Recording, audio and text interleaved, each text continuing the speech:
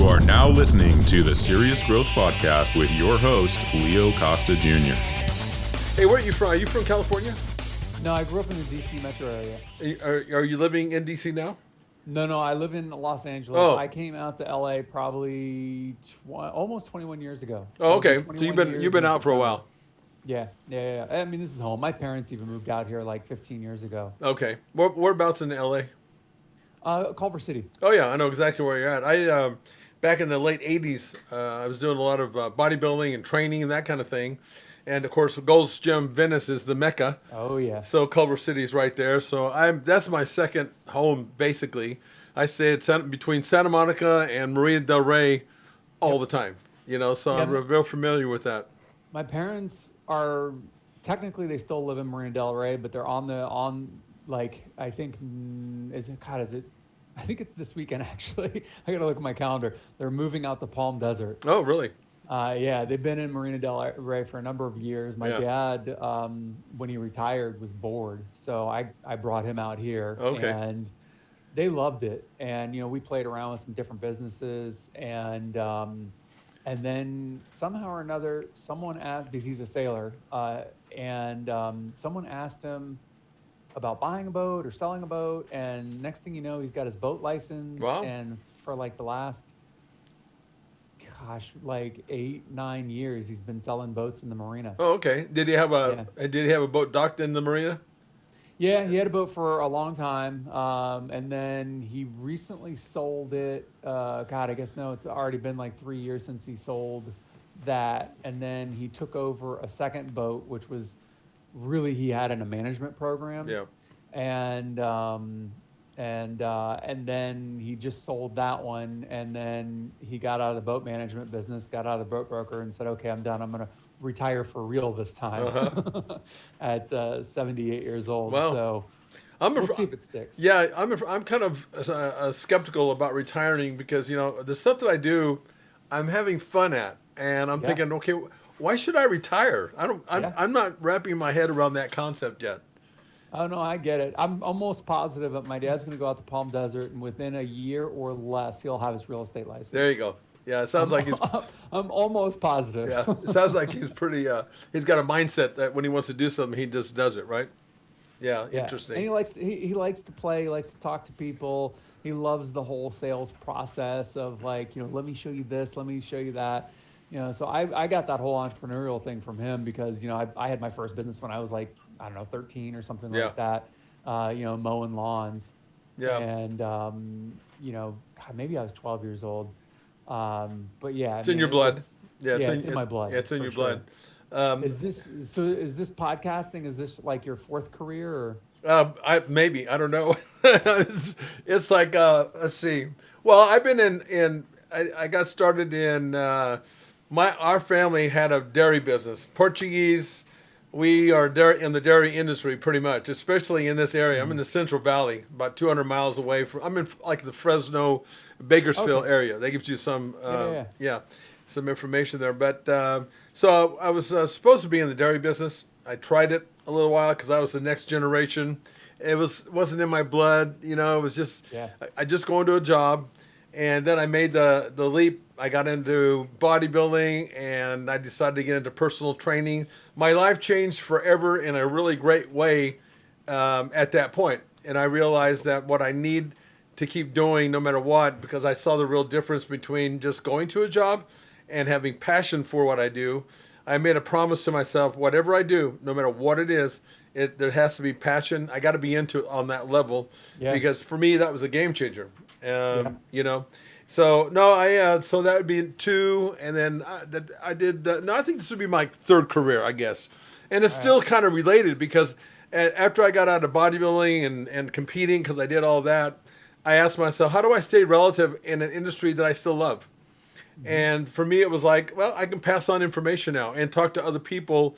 Basically, like in this case here. By the way, welcome to Serious Growth Podcast.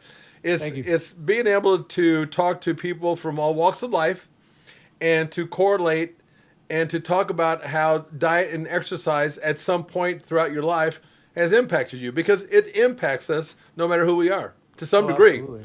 So, 100%. yeah, so that's kind of like we have this podcast here and we talk about that, and I get to know people. And I see here that you've done quite a few things and you are an entrepreneur.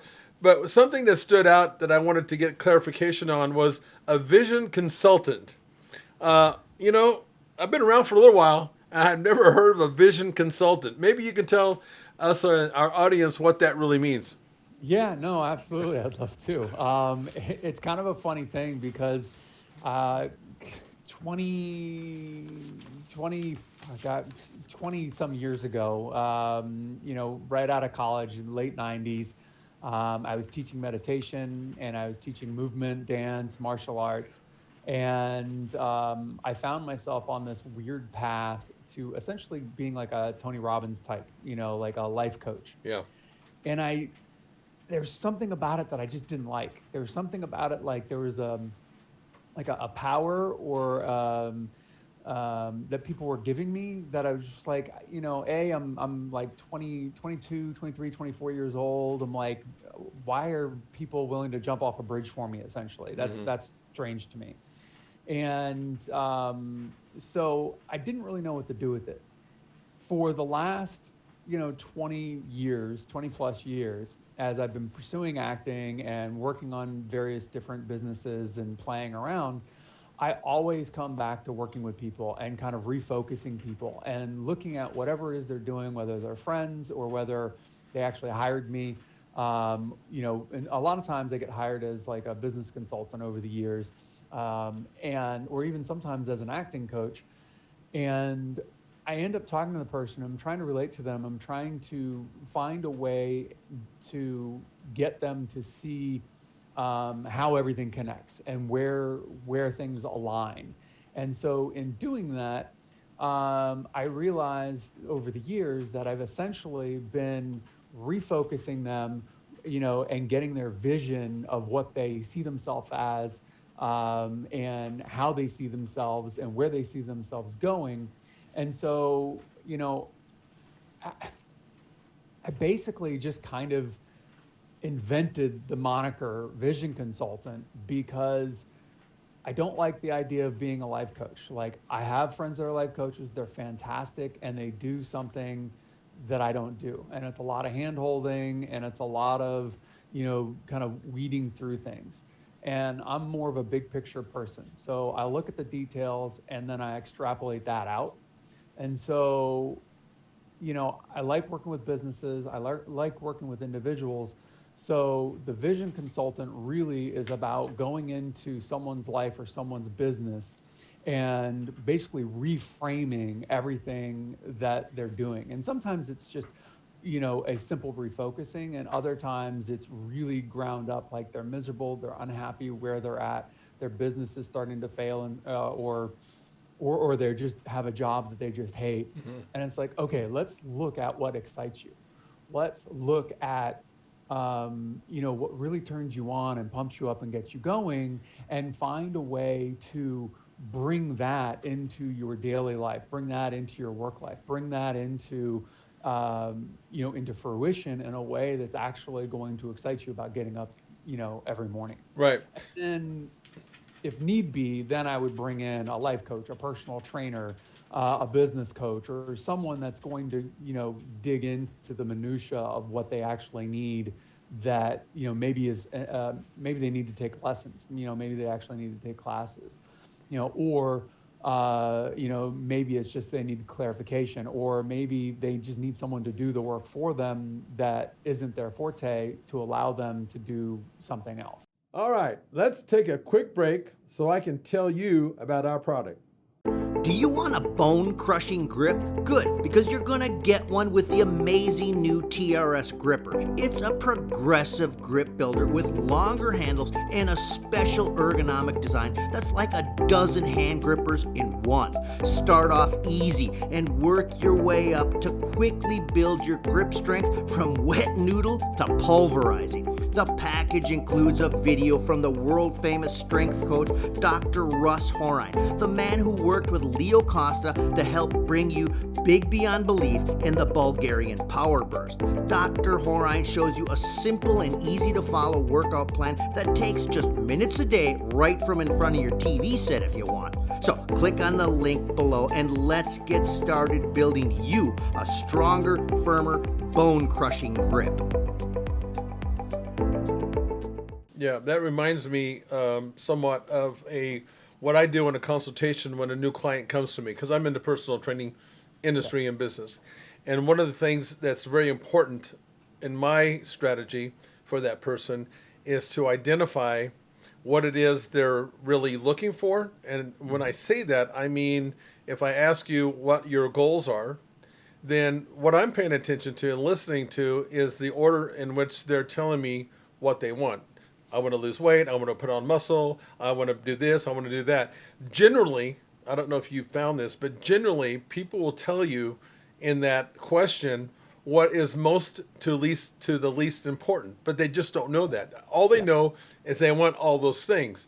And I guess what I'm getting from you is that I would imagine that I know you kind of in a way farm some of that out to a personal trainer or these other people, but you have to get those person, I mean, to some point where you start understanding what they're looking for, right?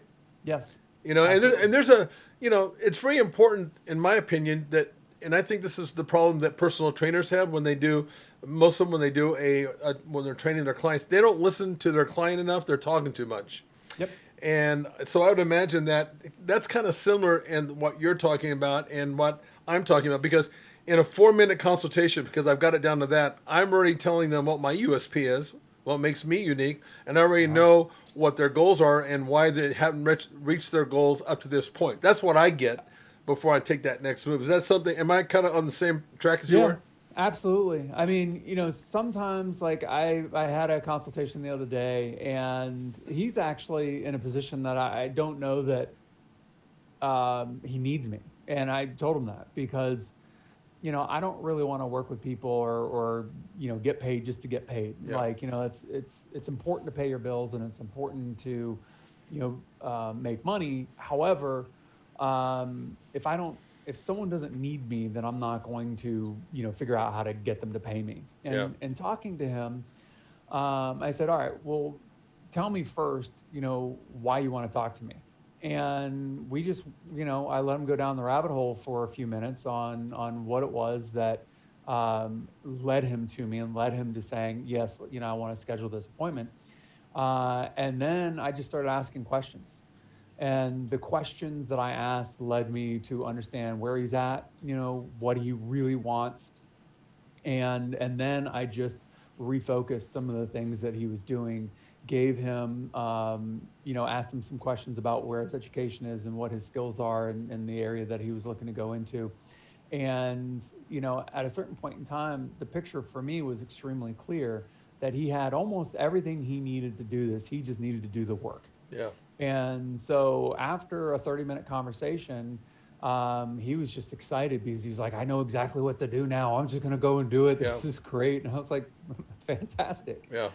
So, at that point in time, it's just like, go off and run. And he I think, is a little bit more rare because he pretty much had his vision. He just didn't really fully believe in himself because he's like, is this really possible? Yeah. So what he really wanted from me was validation. He just wanted to know that someone else understood what he was doing and what he was going to be doing or what he was going to try to do. And that, someone else believed that it was possible. Yeah. And so once I was like, yeah, I get it. I understand it. I see it. It's clear. You got it. Just look at these things over here and these things over here. And they go like this. He was like, oh my God, yes. He's like, this is perfect. I was like, well, if you need me, call me. We kind of talked about, different ways, I could work with him if he gets stuck or, if he gets into a position where he kind of needs the reframe and refocus, his vision. And I said, otherwise, just let me know if I can do anything or, if you want to contact and good luck. It's funny how you people are like that because, in the consultation, one of the things I always do is when I'm fact finding, when the person is presenting to me what they perceive as an obstacle, I find the solution for them immediately. And because what you're saying basically, it's funny how we start downing ourselves, you know, and it's like, wait a minute, you're not looking for the solution as much as you're looking for the obstacle, the problem. Yeah. And I think it's some of that has to do. I just think that, and it's hard to get in that mode, because I think it's a discipline to force yourself to constantly look for the solution instead of harboring on the damn problem, because I think a lot of people do that. And it's funny how all they want is validation that you can't, because I've had people say, I don't know if I can do this. In other words, do this personal training with you. I don't know if I can do that. It's really interesting, because I find that there's a part of me find out. there's a part of me that just thinks, you know, because I'm an athlete, I'm thinking I can't, you know, there's a part of me that can't relate to what you're saying, but I understand. You know what I mean? It's kind of interesting. Okay, so I know that you're pursuing acting.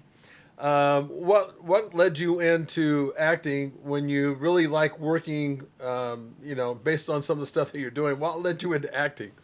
Well, so acting is, in some regards, I kind of will say that acting, you know, is who I am. Everything else is just the role I take on, or the, you know, the role I pick up, kind of thing. So because I started acting when I was, I guess, 5 years old was my first time on stage, and I remember it like it was yesterday, because I was it was a school play, and we were a bunch of us were doing different seasons. So I was fall, and I had a tree branch, you know, because this is the East Coast, so you know the leaves fall off the trees in the fall, and they turn colors and, you know, go fall off, and so I had a tree branch that was basically, you know, barren, and I had like some dried crusty bread that was on one of the branches for like birds to pick off of, and I don't remember exactly what my lines were, but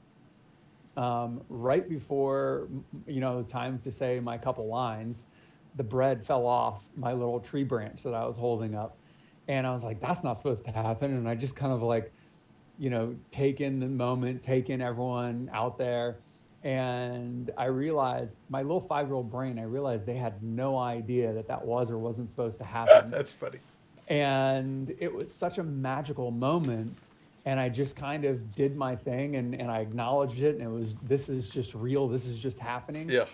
And that was the beginning of the end for me as far as being an actor. Like the next, like I did stuff all through school. The next big play that I did that launched me into, okay, I've got to do this, like, you know, professionally. I've got to figure out how to do this more. I was 12 years old, and I was doing a very watered down version of the Canterbury Tales.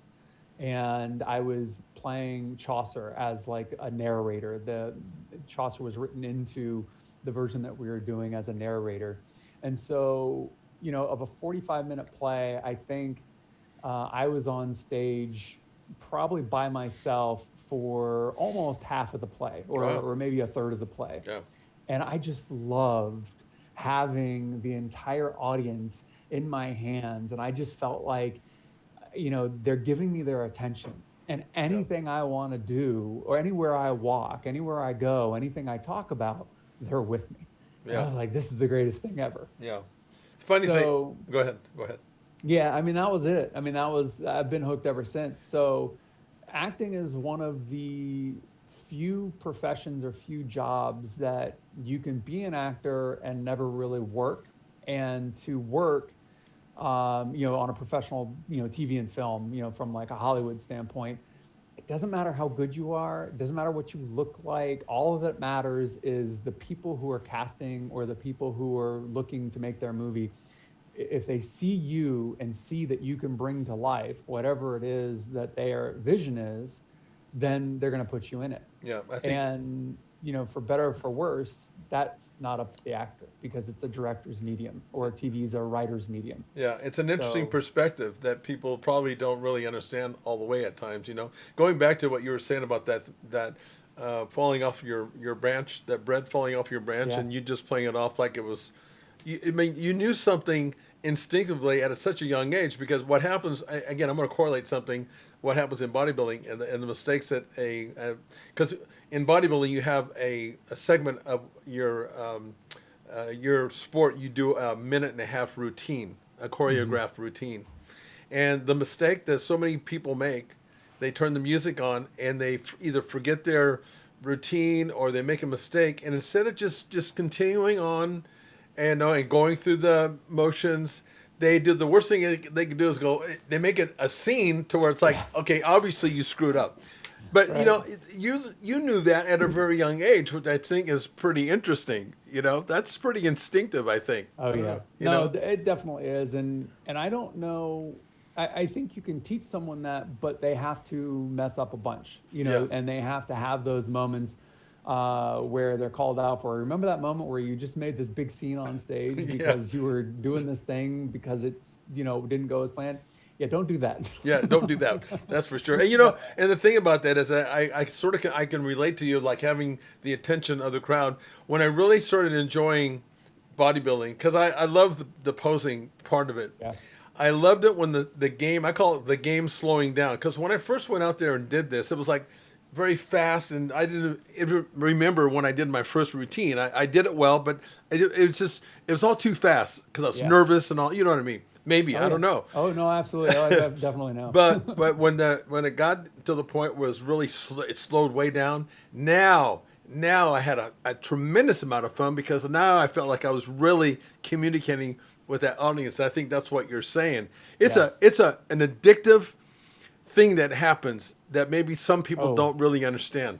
Oh, absolutely. I mean, I actually think that acting, it can be very much like a drug, or is a drug, and my father and I used to talk about it, and he actually likened it to being an addict, because when you get a job, whether it's, TV, film, theater, or whatever, and you get to do what it is that, you've practiced, you've rehearsed, and then you're letting it go. The more you let it go and the more you just kind of fall into that flow state, the more your brain lights up. Yeah. And your endorphins, your adrenaline, everything, it just goes off. Because it's like, I'm doing it, Oh, I'm flying. It's amazing. And I'm sure I mean, I think that's exactly what Yeah. you were explaining. Yeah. And when you get done doing that, you're like, okay, I want to do it again. Yeah. Oh, yeah. I totally Yeah. get what you mean. I can't wait to get back up there. It's really, Yeah. really quite something.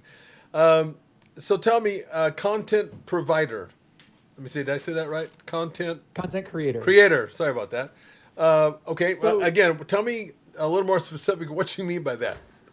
I mean, I can come up with some things I think that you mean, but tell me specifically. You're a content creator. Okay. So you've written books. You're doing a podcast. Okay. You're a content creator, and obviously you're doing video here too. So you're a content creator. Anyone, in my opinion, anyone that's creating anything that is to be viewed, listened to, or watched is a content creator to some extent. Content creator, in my mind, has become a generic term for just, being creative and putting stuff out there for the world to look at. I started making short films in college as a way to satisfy the whole acting itch and the creative bug, because, if I didn't get cast in something, it didn't matter how much I felt I was right for something. If they don't see me in the role, I don't get it. And, I've had directors and writers and producers come to me and like, you're so amazing. I'm sorry we couldn't use you. You're too this, you're too that. We needed something, whatever.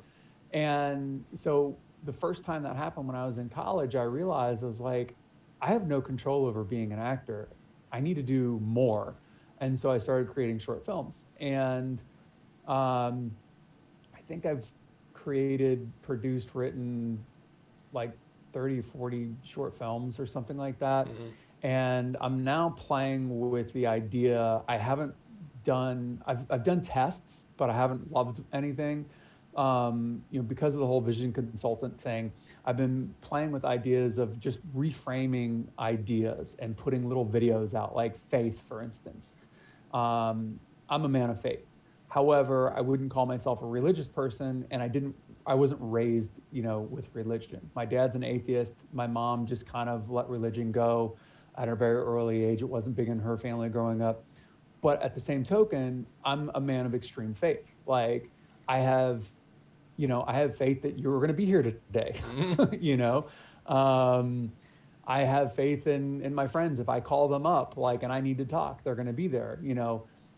So I've been playing with a new form of content creation, creating videos and creating content that would just reframe ideas that we think are common, that we think we know, and bringing them, creating a story around them to, maybe get people thinking in a new way. Because ultimately, like when I've written, TV shows and like pilots and screenplays, I want to reframe whatever. If I'm doing a heist film, I want to create a heist film that looks different and feels different and has like a different angle to it. So I've been thinking as just a way to be creative and be helpful, be of service, to the community at large. That's kind of like the new direction I want to go. Yeah. But I haven't quite figured out, like every time I make a video, I'm like, it's not quite right. So that's still in the tool chest or development phase. Yeah. So, As it relates to, because I think in my mind, you're talking about kind of two different things in a way. Okay, as an actor who is getting turned down for roles for whatever reason, for me, I'm just going to tell you how I would respond to that, if I'm being really honest, is that please. That's a form of rejection to me. It's like me being up on stage and not making the top 3 or top 5. It's like, that is a rejection. I mean, initially it's like, I feel pretty bad about that, but that actually spurs me on. And, I don't quit because of it. It actually sparks me. It's like, okay, this is getting now, it's personal type thing, Yeah. And then I somehow figured that out, So there's a lot of rejection. I guess what I'm saying, there's a lot of rejection along the way. Oh, yeah. To become, successful. And that's a real hard path to go down for most people. It's like, it hurts to the bone. And if anybody tells me, water off a duck's back, you're lying to me. You're lying, because if you don't feel that, I don't think you're human, or you're just this massive denial. So I guess what I'm asking you is that what you seem like you've done is that you've changed your path, which is great. You went directing and creating these films. But as an actor, how are you going to continue, if that is still the path that you want to go on? How are you going to? It will always be the passion. How are you going to continue to get to the point where you become a leading actor? I'm just saying. I'm making some stuff up here. So I've it's like, to some extent, it's all I thought about for 20 years. And like I said, I have a lot of friends now that are writers, directors, and producers, and some of them I'm really close with, so I can have these conversations with them.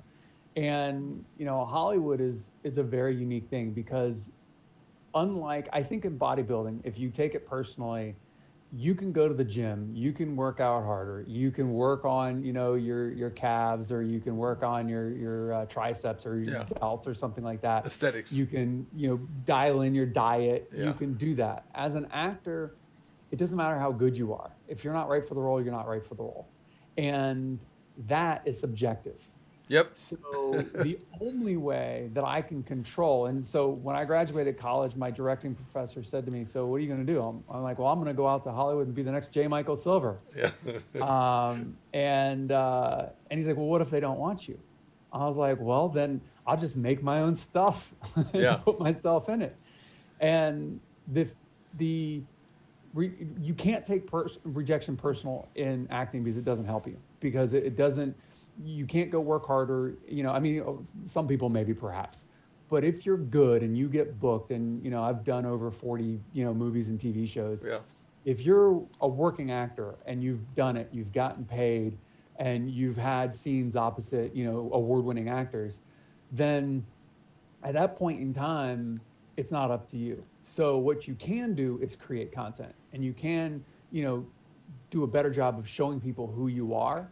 So one of the things about me, going back to the vision consultant, is I'm a lens. I'm a lens in which people refocus themselves through, sometimes just having a casual conversation where I don't even mean to do anything. I'll just say something offhanded, and someone's like, "Wow, I've never thought of things that way." Yeah. Like, that's so interesting.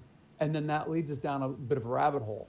So I feel like in some way or another, my entire entire life I've been this lens.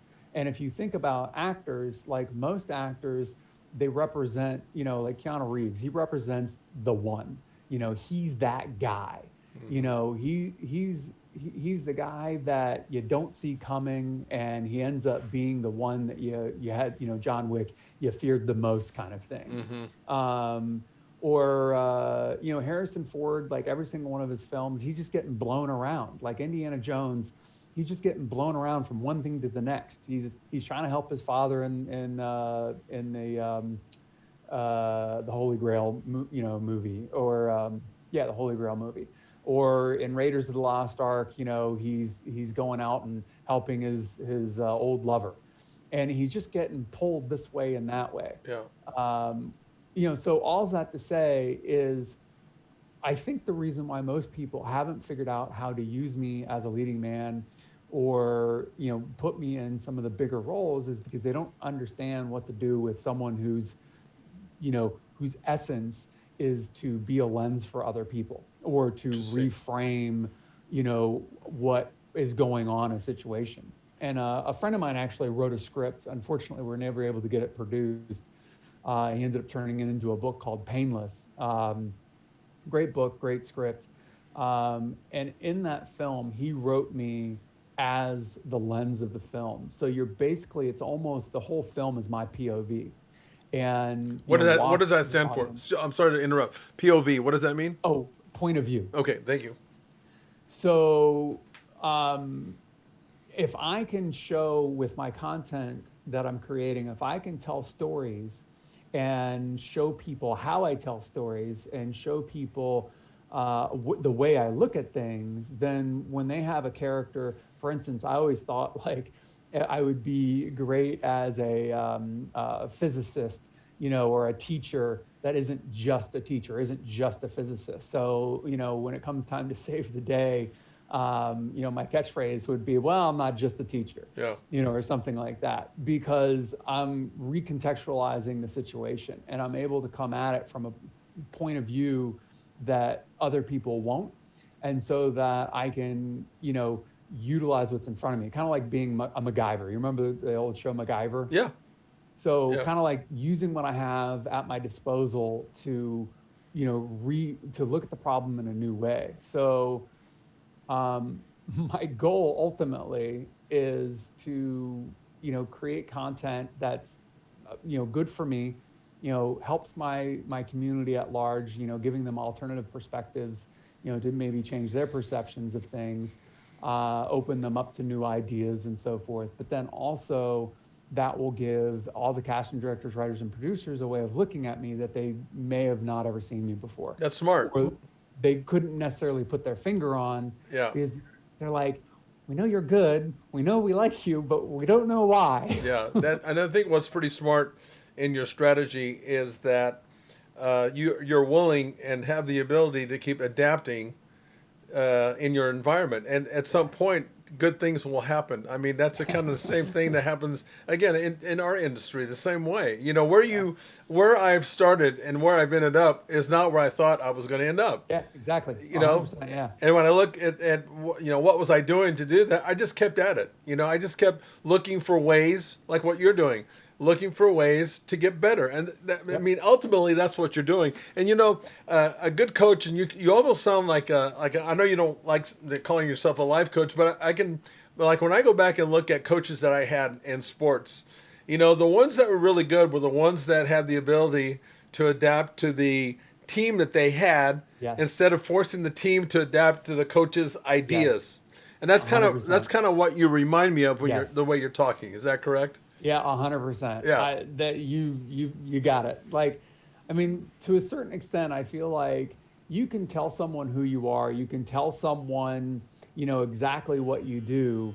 But if they don't see it for themselves, then they're never going to have it inside, and they're still, you know what I mean? Yeah. And so by talking around it and talking about it from different angles, you were able to see me and very clearly and very succinctly. Yeah, no, I think it's very smart. I get that, And again, this is how I keep drawing correlations between, you're talking about in the acting industry, basically. And I'm telling you from a sports industry, and we cross paths in the way we're going about doing things. I find that pretty interesting. Tell me, absolutely. No, I mean, I think that's the, quintessential, aspect of life, because we think everything's separate, and it's not. It's all the same thing. pretty connected. Yeah, yeah. And so, I mean, the way you were successful and the way you continue to find success is the same way anyone's going to find success, but they're just going to do it maybe in a different way because the different skill sets involved. Exactly. But it's still the same thing. Right, and the sort of the moral of that story is there's not just one way to skin the cat. There's more, and there's a reason for these old sayings because they're true. Yeah. Oh yeah, Well, absolutely. Tell me what is system theories? You got some phrases in here I've never heard of. Come on, man, help me out. System theory actually goes back to it's a mathematical thing. So I'm blanking on the name, but there's a movie made about him, and God, I'm blanking on the actor's name. Who Benedict Cumberbatch played this real life person, who basically is the father of computer science, and so he developed the idea of systems theories. So system theories is really more of a mathematical function or a mathematical proof, a way of looking at something and saying, okay, what are the systems involved or the sequence of things that are needed in order to make something happen. So for instance, for you, if you go to the gym, if you want like the perfect bicep, the bicep is connected, to the elbow and, up to the shoulder, which is connected to the, the deltoids and, the triceps. So, to work the bicep, you have to also work the opposite muscles to support the growth of the bicep, right? Mm-hmm. So, there's a system involved or the system of the body mechanics is something that you have to understand. So you have to systematically be able to break it down and say, okay, I understand how all the muscles are connected to each other, and I understand that when I do a eccentric versus a concentric movement, it's going to work the muscle in this way versus that way, and I need to build strength and I need to build size, so I need to do this, and this. Okay, so but do you put like a different value? Like if you're coming up, it sounds like to me like you're coming up with a formula for me. So when you're doing that, are you giving me like, okay, based on if you're trying to build a bicep, this is this number here, which is a greater number. Let's just say it's the bicep. Does that get more work, or how does that work as far as the formula, or am I missing what you're saying? No. I mean, to some extent, it depends on what you're focusing on. So like, I don't know if I know enough about personal training to be able to use this example in a really precise way. But I would imagine that if you were going to work out if you wanted to build your biceps bigger because, they just didn't quite have the shape that you were looking for. And then you would put the higher value on the exercise that's going to, put more of that top shape on versus the side shape. So depending on what that movement is, you're going to put the value on that, but you're then still, knowing that the body is connected, every muscle is connected to everything else, all the tissues, you're still going to have value for, your core, for instance, because if you're not engaging your core properly, then you're not going to, support the muscles that support the shoulder, that support the arm, that allow you to move your bicep. Yeah. So you have to, from a systems theory standpoint, you have to understand the system in which you're working in. So in this analogy, we're understanding the human body and the mechanical system of the human body. And then you need to understand how to isolate certain parts of that system in order to work on that aspect to build or, whatever, change, alter, enhance. How does the system theory then apply into what you're doing? Sort of give me an analogy in what you're doing. Sure. So as an actor, I've, like we've talked about, I've felt like I have no control. Like they either see me or they don't. And even if they see me, they don't necessarily have a place for me. So in trying to break down and understand the system in which they use to hire people, cast people, write scripts, direct films, and how they, just the entire process. That's where I start breaking it down. I'm like, okay, if people are seeing me but don't know what to do with me, like if they love me but don't know what to do with me, then I need to figure out a way to get them to see me in a new light, or I need to find a way for them to, expand what they like about me and show parts of myself. So then I, figure out like short films that I've done. For instance, the first job that I got on TV was a Stephen Bochco show. And I literally read a book, said, wow, this is amazing. I need to do a short film. I created a short film, and I just showed it to anyone who would watch it. And because I didn't own the content, I couldn't, put it into a festival or anything like that. I didn't have the rights for it. So I just showed it to people as like a demo. And at that point in time, I didn't really know what the system for, getting hired as an actor was. I was trying to figure it out. And what I found out in showing it to people is that some people have more power than other people in this business. Go figure. But I learned who those people were. And I started to understand that TV directors had the power to, especially not as much now as they did, 15 years ago, but they have the ability to say, well, look, it's only a couple lines. I like this guy. I've worked with him before. Put him in. And that's essentially what happened, is he liked my short film. He's a writer-director, so he understands kind of disciplines, and he liked that I took the initiative to write and direct and act in this thing. And he saw something he recognized as this guy should work. He should be up there. He should be in all the shows or whatever, is what he told me. And so in that, I learned, part of the system is that there's people that can do things that other people can't. The caster and director, doesn't matter how much they like me, they don't have the power to say he's hired. Yeah. The director did. So then it's like, okay, well, what other directors can I meet? Who else can I, well, how about the writers?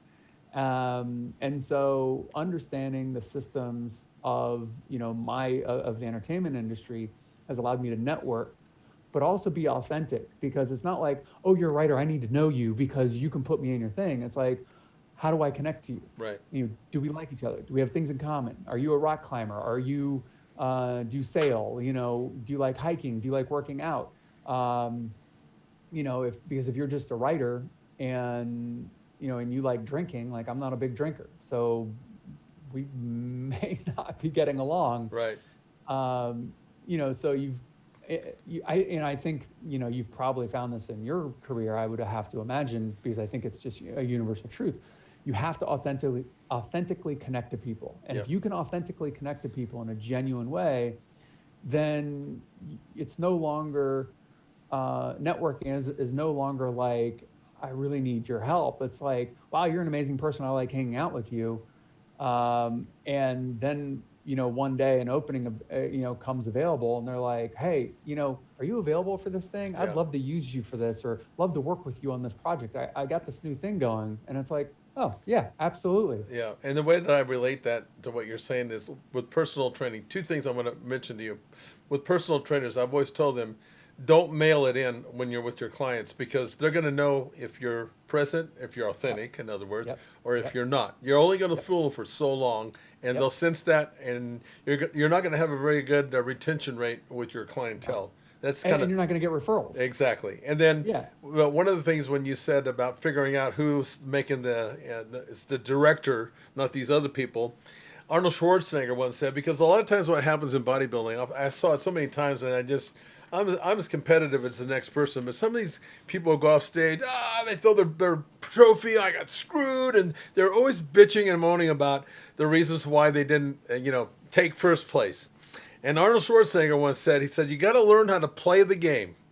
Let's take a quick pause to tell you about something you are definitely going to want.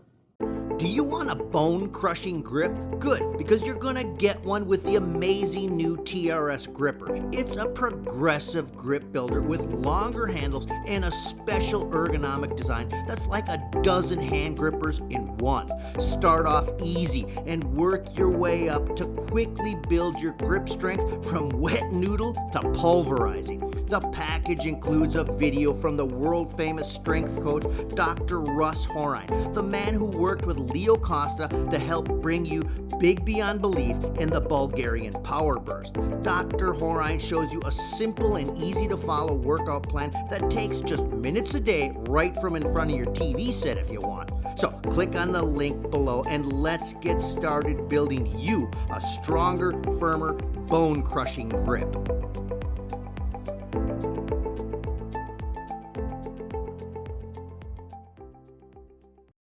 You gotta learn, it was politics. You gotta learn how to play the game. There's a lot of truth to that. Yeah. Because if you don't, you're constantly going to be like on the short end of the stick, Yeah. I think, So that's, again, this is stuff. Now I understand your systems theory based on that Arnold Schwarzenegger analogy.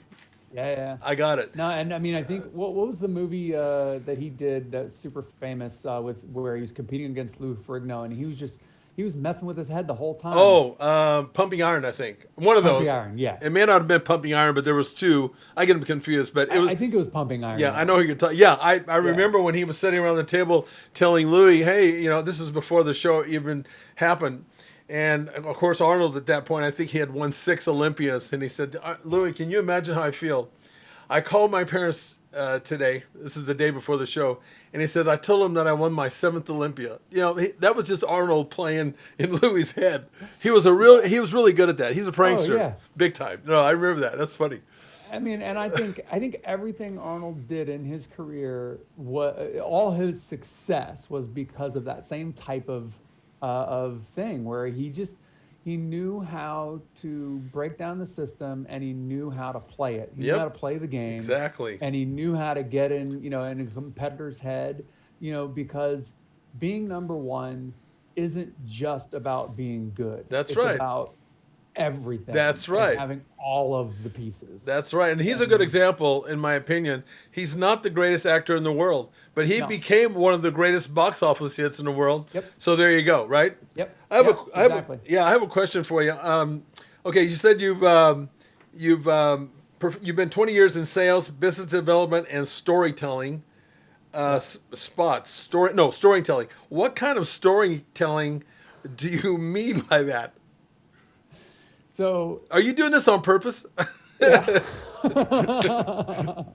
I think it's interesting the way you wrote it. I mean, I don't know. I feel like, I look at life as an art project. Shakespeare said, in was it As You Like It? The character Jacques, said, I'm going to paraphrase and just shorten the whole thing, but all the men and women are players, and life is, but a stage. All men and women are players, and we have exits and entrances. So Elvis Presley said that and wrote that in one of his songs, by the way. yes, Exact same. I mean, because it's such a brilliant, I think, reality, because to some extent, it doesn't matter what happens before you're born or after you die. You can believe whatever you want to believe, but this here and now, is the only moment we have. Yeah. And then we have our memories and we have, what we think is going to happen, in the future. But if you, from my perspective, if you think of all the world's a stage and we're just players, so it's like, well, let's play. What are we going to do? And how do we want to craft the world that we live in? And so I just look at everything as an art project to some extent. I want to travel. I want to meet interesting people. I want to do what I find interesting. So anything and everything I put out there, for me, is crafted to some extent to really try to show myself or to get people to ask questions. Because I feel like, my dad always said that sales is the oldest profession, because you know the old saying. Yeah. So he said, it's sales. That just happened to be the product. And I said, well, actually, storytelling is the oldest profession, because if you have two people, if they do not tell each other stories, if they do not share something about their perspective, then there's no community, and there is no marketplace, there is no economy, there is no anything. So in order, and you see it in animals too, like when animals, like if you go to the dog park, I have 2 dogs, they'll go and sniff other dogs, they'll do things to show other dogs that they want to play, or show dogs that they don't want to play. And so they're telling a story to that other animal. So I think it's a universal animalistic thing, and humans just do it mostly through words. They tell stories in a way that gets people engaged and gets people wanting to know them, and vice versa. Yeah. And everything else comes out of that. So storyteller first. I like that. And one thing that I sort of in my industry, look, it's more than, I'm talking about the personal training business now. I've always thought it's more than just when you're talking to somebody who wants to come and use you as a personal trainer, your services. It's more than just selling, what you're going to do when you come in. I think it's about not only that, but I think it's about painting the vision of what you're going to look like. Yeah. Paint that vision. I think that's kind of what we're talking about here, in maybe an odd way. I don't know, but it's about selling the dream. It's storytelling. Look, there's all this thing that you're going to do is give you this amazing feeling in your body and your trophy that you're going to be walking around. Blah blah blah. Okay, I got you. Absolutely. Okay. Yeah. I mean, I think anyone who's successful is a storyteller, and they may or may not recognize it. They may not have think of themselves in that way. But, you're a storyteller when you're on that stage, when you're, striking the pose, and when you're, showing what you've done to get on that stage, you're telling a story. Exactly. And I feel like, Arnold probably did it better than anyone else. I mean, you got to give him his due. Yep. But I feel like he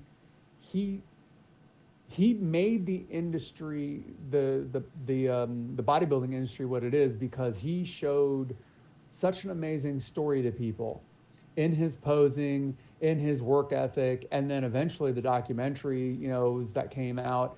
And so, I mean, you look a lot younger than him, so I'm assuming you're younger, but I'm assuming you came up saying, "Oh my God, like, look what he's done." Yep. And like, I want to do that. I want to tell those stories. I want to show people what's possible. And I'll tell you what he also did, and I think this is common among people that are really successful, is I have what's called a serious growth creed. And it's basically just principles of what I think it takes in order to really succeed. Warrior mindset, repetition is the mother of skill, question everything. Arnold was all that and then some. He was a student of the game. Because I remember, funny that you said about me with Arnold impacted me, because I remember in I think it was Pumping Iron, where he enlisted a ballet dancer to make him a better poser, because he said a lot of guys, what they don't understand is that you're being watched when you're transitioning from one pose to the other. And so many of the bodybuilders have they hit a pose. They were all separate, independent from one another. Go and he said you're being watched when you're making that transition. Arnold was a student of the game. He did the small things, and something when you and actors. I'm telling you, I auditioned for a part once, and I never wanted to go back again and do it. And I want to tell you something. When there's something that looks really easy, when somebody's making it look really easy, in most cases, it's a really hard thing that they learned how to do easy. Being an actor, in my mind, that makes it look easy, I can tell you they had a lot of repetitions and a lot of takes and a lot of whatever they needed to do to make that seem just like this is what they do every single day. Same way with athletics. There's the great ones out there that make that catch look so easy. Yep. It just didn't happen. Not for those that are relevant years down the road. There's a method to that. Yep. That's a system. They learned how to figure that out, I think. I agree 100%. I don't think no matter how much raw talent you have, if you don't develop it, if you don't hone it, if you don't work on it, then you're going to fall by the wayside. Oh yeah. Wayne Gretzky. I'm not a hockey fan. I know who Wayne Gretzky is. You know who Wayne Gretzky is. Oh yeah. And he is like I think like stereotypically small for hockey players. You know, he wasn't a big guy. He wasn't a big muscular guy, but he understood the game better than anyone else, and he stands out so much that I've looked into him just because of like I want to understand why what this little dude that shouldn't, like, by all accounts that everyone always says he should have never been the greatest hockey player ever. Yep. So why? I want to know why. Yeah. And when you look at what he did, he practiced more than anyone else. He worked on skills that other people took for granted or just didn't have, as far as, you know, stick movements and footwork, and he honed things that allowed him to excel in ways that other people weren't even thinking about. Exactly. You And know, that's exactly what you're talking about with Arnold. yes, sir. And it's like with bodybuilding, and this you're talking about this in Gretzky's case. You have to be willing to put as much effort, if not more, into the weaker body parts to make yourself look more aesthetic on stage. Yeah.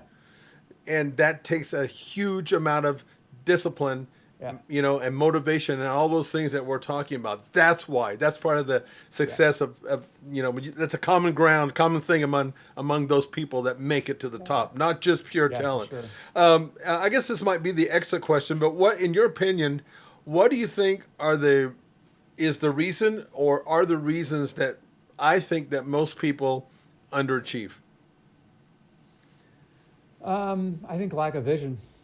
I mean, to a great extent, you know, if they can't see themselves, if they don't have a really clear picture, if they don't, that story that we've been talking about, if it isn't clearly written out and they don't have the clear steps to get there, then the only way they're going to get there is by dumb luck. Yeah. You know, because I feel like there are instances of people. I think Richard Branson is a good example of someone that was in the right place at the right time, and just through dumb luck, he created Virgin Records because his friends happened to be the most famous, talented musicians, or became the most famous, talented musicians of his era. Yeah. And he saw a need. He couldn't play instruments. You know, he wasn't going to be one of them, but he wanted to be with them, and he wanted to be one of them. So he was like, well, what can I do? He was like, well, none of them are getting, you know, record deals. Like, I wonder if I could just make a record for one of them. Yeah. And next thing you know, he's got Virgin Records, and now he's got a aerospace company, you know, launching people into outer space. Yeah. So he got lucky, but then he honed and he worked, you know, right place, right time. And then he spent the next 50 years honing his skills as a businessman and as someone who had a vision, and figured out how to hone that vision and turn it into something. And Yeah. I feel like the vast majority of people, you know, they might have this ideal of like, I want to be an actor, I want to be a bodybuilder. They have no idea what goes into it. They have no idea the myriad of steps that are required in that system that you have to go through in some order or fashion that's going to allow you to be successful. And so they only have part of the story. Yeah. You know, they only have the final image. Yeah. They don't have, you know, maybe they have how it started, because they're like, well, I'm sitting here in my bedroom. Yeah. But all those little steps along that path, that's the part that's missing. Yeah, For and some of those sometimes people. there's cliffs. They figure out something, and then there's a big plateau or a cliff, and they get stuck there because they don't see any other steps or stairs around them in order to get to the next level. Yep. And so they just sit there, or sometimes they even fall. Yeah. Interesting how that works out. Yeah. Listen, Silver, it was a pleasure to have you on. I think you're very insightful. You're a deep person. There's no question about that. And I like I really do like your energy and your attitude about things. So I appreciate you coming on and sharing that with our audience. I really mean that. Well, thank you, Leo. I really appreciate you asking me to come on and talk to me. I mean, I feel like in today's day and age, I feel like so many people are just me. So the fact that you reached out, like, really means a lot. And I've really appreciated your time. You asked great questions. Thank you, sir. And yeah, this has been super fun. So thank you. I Nice. appreciate it. Listen, if something down the road comes up that's pretty breakthrough, just please reach out and Yeah. let's talk about that. It's been a good interview. But thank you very much. For sure. Okay. Sure. Absolutely. Take Thank care. you. All right. Bye. See ya. Bye-bye. Thanks for listening to the Serious Growth Podcast. For more episodes like the one you just listened to, subscribe to us on your mobile podcast app and leave us a review. If you'd like to reach out, you can find us online at seriousgrowth.com. Until next time, train smart and train hard.